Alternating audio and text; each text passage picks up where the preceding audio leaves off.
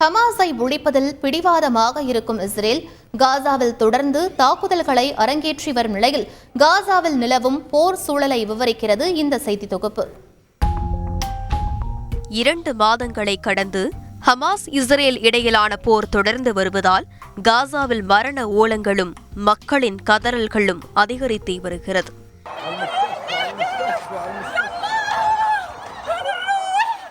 வடக்கு காசாவை மட்டும் இஸ்ரேல் குறிவைத்து தாக்குதல்களை அரங்கேற்றி வந்த நிலையில் வடக்கு காசாவில் இருந்து வெளியேறி தெற்கு காசாவிற்கு இடம்பெயர்ந்தனர் மக்கள்.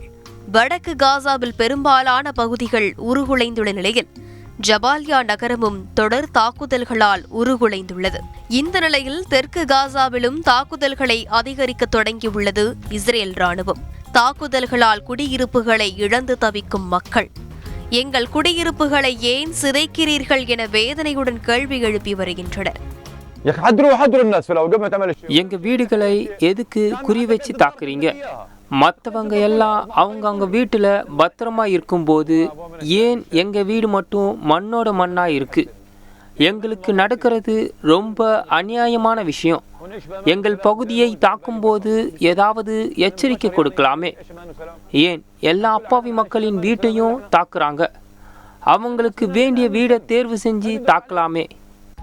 மற்றொரு புறம் காசாவில் சுகாதாரமற்ற சூழல் நிலவுவதால் மக்களின் ஆரோக்கியம் கேள்விக்குறியாகியுள்ளது. அதிக அளவிலான மக்கள் ஒரே பகுதியில் கூடியிருப்பதால் நோய் தொற்றும் வெகுவாக பரவி வருவதாக ஐநா கவலை தெரிவித்துள்ளது. இந்த நிலையில் காசா மக்களுக்காக இதுவரை 197 கனரக வாகனங்களில் மனிதாபிமான பொருட்கள் சோதனைக்கு உட்படுத்தப்பட்டு காசாவிற்குள் அனுப்பப்பட்டுள்ளதாக கூறப்படுகிறது.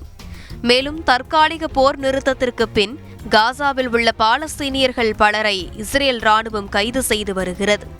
அந்த வகையில் இஸ்ரேலால் கைது செய்யப்பட்ட சிலர் விடுவிக்கப்பட்டனர். இதில் பலர் உண்ண உணவு, குடிக்க குடிநீரின்றி தவித்ததாக கவலை தெரிவித்தனர். டாங்கிகள் மற்றும் புல்டோசரோட வந்த இஸ்ரேல் படைகள் விடாம தாக்குதல் நடத்திட்டு இருந்தாங்க. அப்போ அங்கிருந்த எங்க எல்லாரையும் பிடிச்சிட்டு போனாங்க. அங்க பெண்களையும் ஆண்களையும் தனித்தனியாக பிரிச்சுட்டு எங்க கண்களை கட்டிட்டாங்க. எங்க கூட்டிட்டு போனாங்கன்னு எல்லாம் எங்களுக்கு தெரியல.